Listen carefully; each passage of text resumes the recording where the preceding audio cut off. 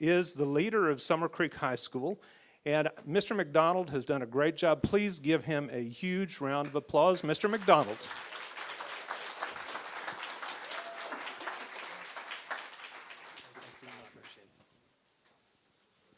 Good morning. If anybody needs to come on in, there's seats. Walk right in front of me. Come on in. There's seats right over here. Welcome to Summer Creek High School. I'll just take a minute of your time. I am Brent McDonald, the principal at Summer Creek High School, and honored to say that, to be quite honest. Some of faces I know, and some if you don't know me at all, let's make sure we connect at some point, because I'm very proud of where I serve, and I'm very proud of this school and the things going on at Summer Creek High School. We have several mottos here, one being attitude is everything, the creek is rising, and the best is the standard. So right now, we're in the best is the standard right now. We hire the best teachers for the best students in the best facilities. So we are honored to be here. We have incredible students at Summer Creek High School. We're a very diverse campus with outstanding students. And we're looking forward to an event coming up very soon called our Senior Signing Day. And I think we're the only school I know in Humble ISD and maybe in the state that does a Senior Signing Day. And I wanted to talk a minute about that just so you kind of know what's going on with that. So last week was early signing period for a lot of college football players and then other athletes throughout the nation. That was last Tuesday, I believe, Wednesday. And so we honored 39 kids in Humble ISD at the Civic Center who signed football, volleyball, track. I think we had equestrian, as a matter of fact. And that was great to honor the kids from all the different high schools. But at Summer Creek High School, we want to celebrate all of our students at Summer Creek that have committed to their life to continue after Summer Creek and their education. This is not an athletic scholarship. This is not an academic scholarship. It's anybody that's going to go to college or the military or a trade school to continue their education past Summer Creek High School. So what I invite all of you to do is go to Summer Creek's Twitter account and follow my spotlight every single day on the alumni and what they're doing now. Because on April 22nd at 6 o'clock in our pack, we'll have all of our seniors that have committed through a Google document they'll fill out in advance. All of them will get their own yard sign, which looks just like this. Oh my gosh, I went to Texas. Coach Harrison. All right, so this is the one I picked. There's left over that they didn't pick up. Irresponsible. So every child, every student, whatever school they're going to, they're committing to, we print off a label and put it right in the middle wherever they're going to school. And then every kid comes up and I announce for them at this time the following students committing to the Texas A&M University, and they all walk up, and it was great last year because they've been to school with these kids and these parents that know them since they were in kindergarten. They cheer for them. They get up there in front of our stage, and as you can see, they'll sign it. We'll cheer for them, go sit down, bring up the next group. It takes about 30 minutes for everyone to sign their yard sign.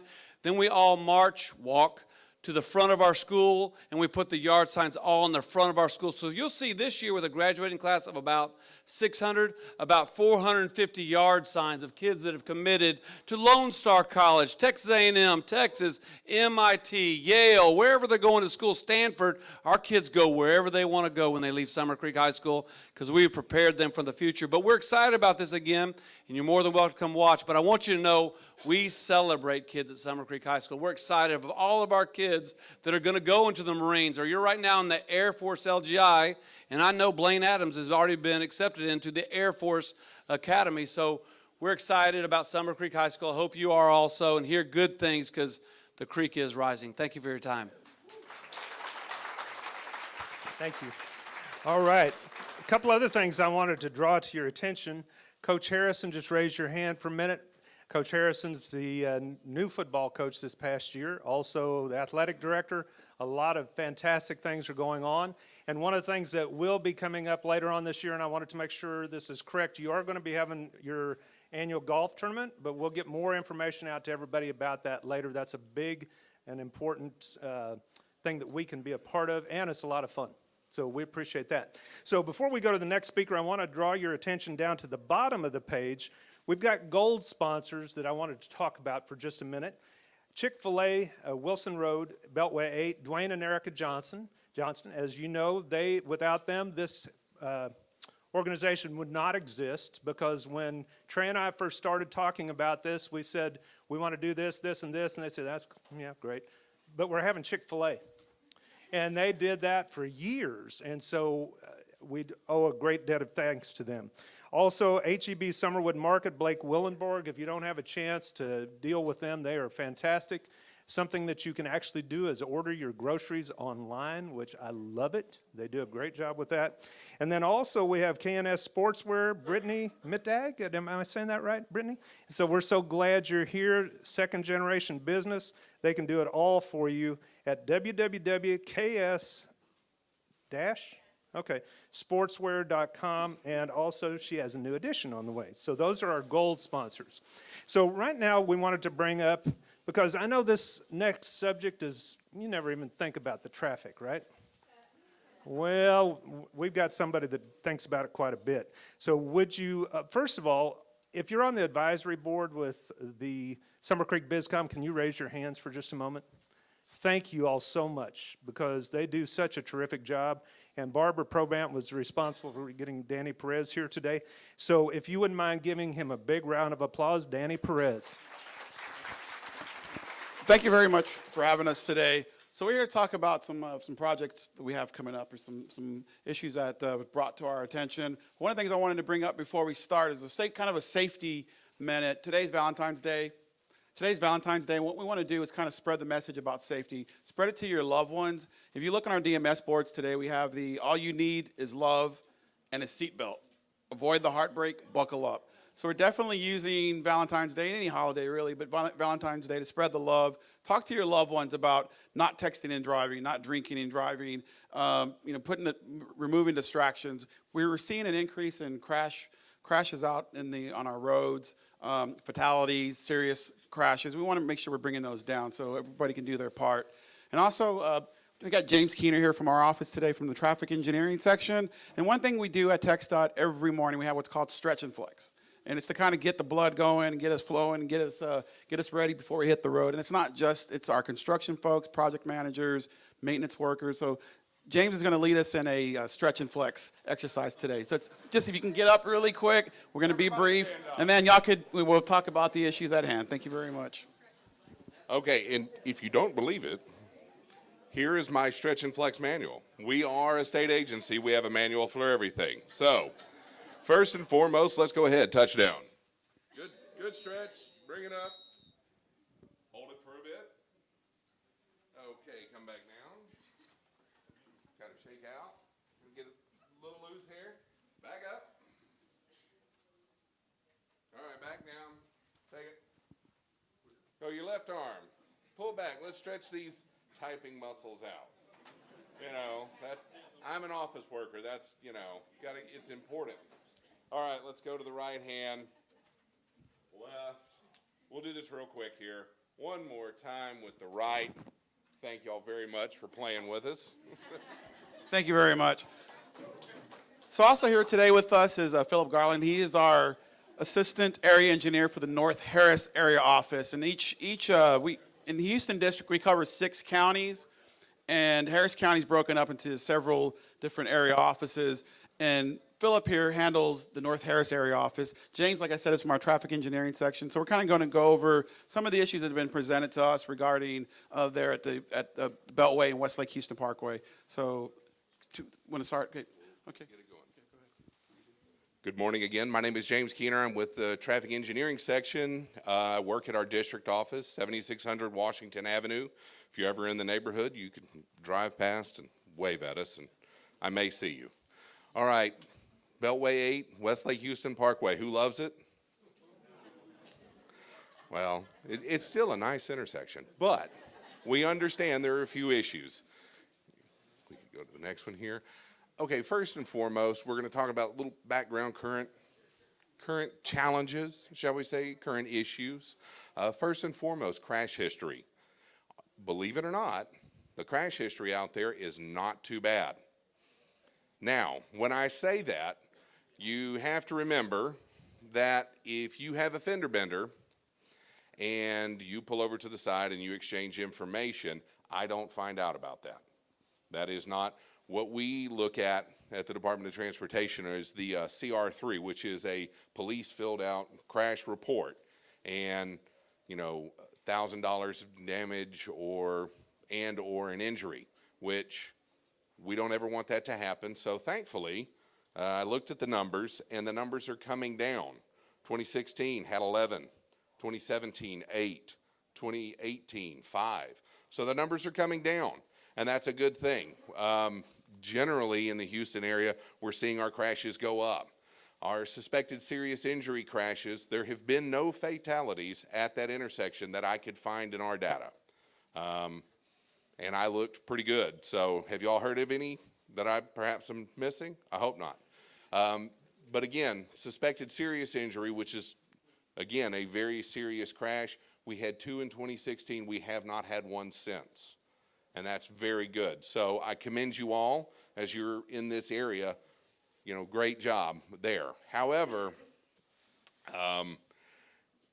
let's go to the challenges. We have a very short weave between the exit from Sam Houston Toll Road to the intersection, around 600 feet, a little bit over. That is from the end of the double white line to the stop bar. We know that is a very short distance to get over, and especially for feeder road people to get in and go to the left. You develop north. I don't know what the reason was there, but you know, hey, come back this side. We'll spread it out a little.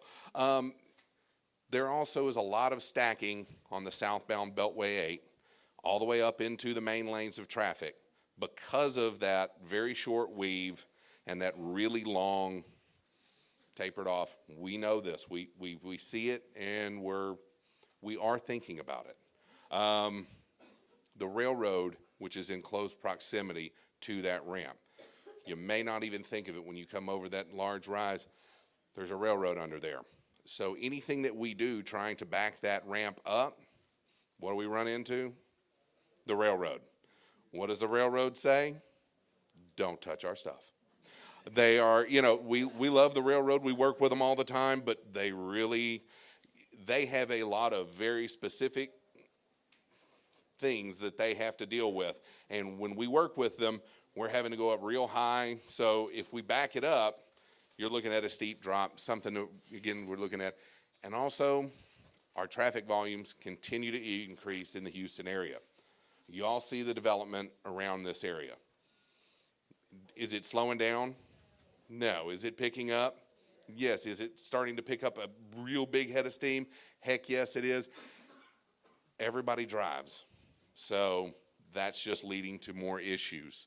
So I'm going to pass it over now that we've got that, and we'll let Philip tell you what we're looking at. All right, thanks, James. Yeah, so we put together some short-term improvements.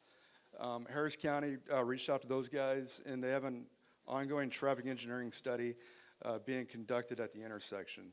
And we're awaiting the results of that study. Potential signal timing modifications by Harris County to improve the intersection operations. When the main lanes were constructed, Harris County took over the timing at the intersections.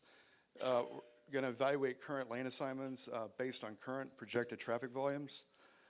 TxDOT will continue to partner with Harris County and HECTRA throughout the process. And TxDOT will continue to control access points, driveways that are coming into the frontage road by the permitting process based on access management criteria. Also, potential widening of the westbound Westlake Houston Parkway approach to the frontage road to include an additional right turn lane.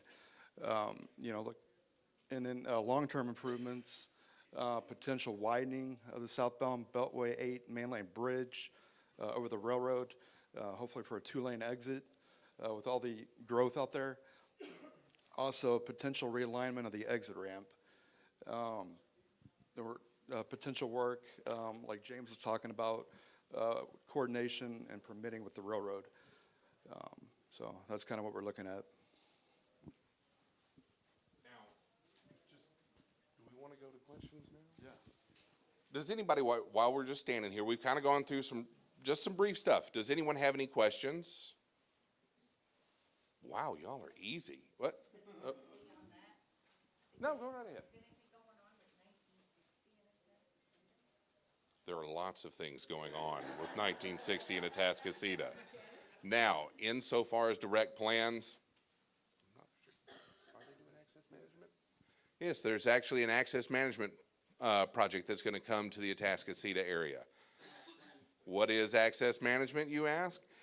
It's everybody's favorite. It is medians, raised medians in the middle. Right now, in its control of access. Right now, we have, what, 5-lane section out there? Or is it a 7-lane? 7-lane section. It will be a 6-lane.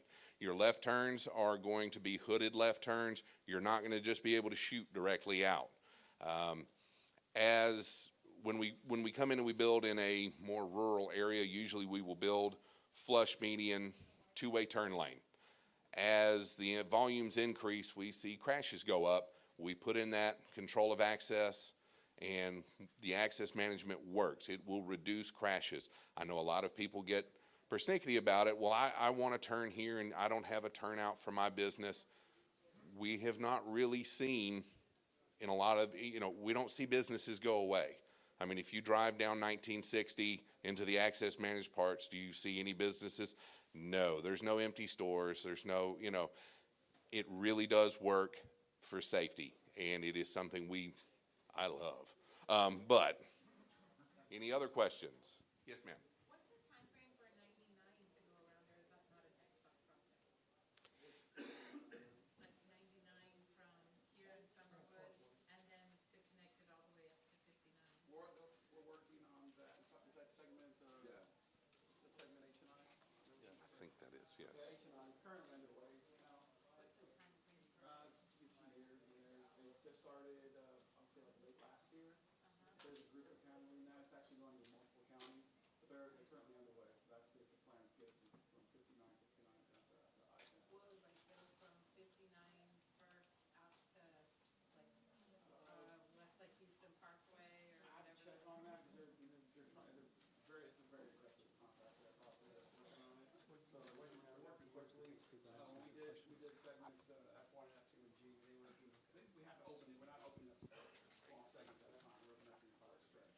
So it does take time to get open. But they refer to it as segment H and I, and they're currently under construction. It's going to take a few years to build. They move pretty fast. They're going in areas that are not currently there's not a roadway there. There's not existing footprint. In some areas there might be, but they're able to work a lot faster. And say if we're working on 45, some other areas we're working within the existing footprint, like adjacent to moving into the drive. That will really help us on 1960. That's the goal, is to get it, we want to complete the segments that are still under review, these segments, the B and C down in Missouri County, Galveston County, that segment's actually moving forward. All right. Anything else? Well, I just wanted to kind of go over okay, that's my contact information up. Okay. That's my contact information up there. If you have any questions, do follow us on social media. I know everyone does social media, maybe not everyone, but a lot of folks do social media. Follow us on Twitter at text.houston, and then it's the same for Instagram, so it's at text.houston on Instagram. We post a lot of cool stuff. I'll post some pictures from today's meeting, and then also on Facebook, facebook.com/text.houston. We're putting a lot of information on there. We have a lot going on. I know one of the complaints that we get from folks is why can't you finish one project and start another? That's not the way we operate. We have a lot going on, and if not, we would never finish. And so we're working aggressively. I handle all the social media, so we get the complaints that you guys that's just bad planning. Do better, TxDOT. We're not just making this up as we go. We've got a lot of great folks that work for TxDOT are doing some really big things. Unfortunately, it does take time. And with the growth, it's not just in this area, it's all over the district. We're seeing it in Montgomery County, Brazoria County, Galveston County, Fort Bend County, and of course, all throughout Harris County, we're seeing growth. So we're trying to address that growth. But one of the things I want to stress before you hit the road is kind of know before you go. So we get those complaints. I didn't know that this road was going to be closed. Use TransStar, use Google Maps, use your favorite app. But the big thing is to know before you go. But don't check while you're driving. That's one thing not to do. when you're in the parking lot, at the grocery store, or you're in your driveway, check. We use that hashtag a lot. Know before you go, and it's also great during weather situations, because during heavy rain events, it's good to know what roads are having some issues and where there may be some tie-ups. So you see red's not a good thing on the TransStar map. You see green, things are pretty good. But when things happen on a moment's notice, whether it's a crash, whether it's emergency repair, so we're pushing a lot of that information on social media. So make sure to follow us, and then of course use TransStar. TransStar, we have a great team that works at TransStar. If you ever want to go there, let me know. We'll give you a tour. But it's a great place. It's almost like mission control at NASA. It's a 24/7 operation. We're monitoring those roads and making sure that roads are safe. We have to dispatch maintenance crews, whatever we have to do. We're constantly working 24/7. So thank you for your time, and I appreciate everyone. Thank you for having us today. Thank you very much. We appreciate that. So, all right. Let me ask a question. How many of you, this is your first time to come to the Summer Creek Bizcom? Please raise your hand. Okay. Wow. A lot. Mr. McDonald sent out a lot of information. We're so glad that you're here. So I wanted to add a couple of our silver sponsors, and this is Jay Chapu. Is that right? Chapu? Okay, so Jay has a home. Did I say that right? Chapu? Chapel. Okay. My wife says I need to get my hearing checked, so okay. All right, he is the president and also of Truwin Enterprises, LLC. They do homes and windows and doors for residential, and he can do it at large as well. So then also PostNet, Summerwood, Renee Howard, the PostNet printing princess. She's not here. She's up in Maryland right now taking care of her family, so keep her in your prayers. So also I wanted to mention from Jimmy John, Steve Merritt, if you're in here, thank you for bringing lunch, gentlemen, and we appreciate it. Thank you. All right, so let's go. Yeah, give them a round of applause. Okay. So the next person is a very good friend, a great friend of our community, Ian Adler, who's Director of Marketing, new father within the last year or so, McCord Development. Come on up, Ian.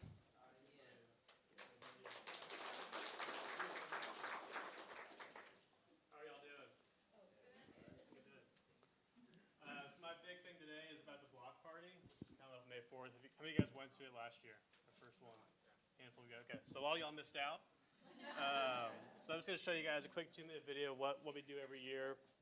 It's a lot of fun. You'll see the whole community comes out. It's free to come in. We give out free stuff, live music all day. I think Summer Creek High School had a band out last year. Sheldon IC had a band. I think we're trying to do the same thing this year. We're changing the hours. I'll talk about it after the video. But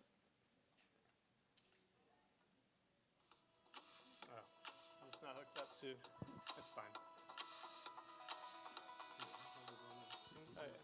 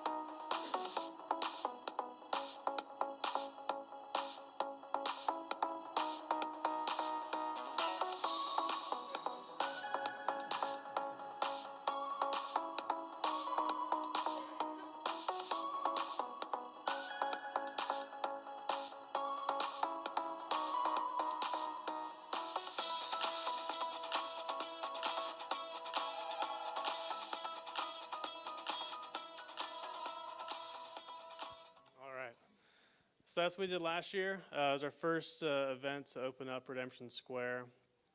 It was a lot of fun. Don Gaddy was a partner last year. He's a partner again this year as a sponsor. Everything you see in there is free for the community except for the food and drink. You have to buy your own food and drink, but all the face painting, the activities, and everything is just, it's a fun, open to the public event. This year we're going from 3 o'clock to 10 o'clock. So if you have young kids, you can come in the early afternoon. If you want to come back at night, we'll have the lights up on the stage. We'll have more of the original artists and that kind of stuff playing music for everybody. So it should be a lot of fun. We are looking for sponsors to help with the event. We have a bunch of different areas available for sponsorship. So if you want to look at participating and becoming a supporter of this event, get with me afterwards. I can share some information with you guys. So that's the big thing today. Before you leave Yeah. that subject, just tell them how long you had to put that together. And Yeah, how many people so- you had at the first one last year. Yeah, last year we put it together in 35 days. We've given ourselves a little bit more time this year.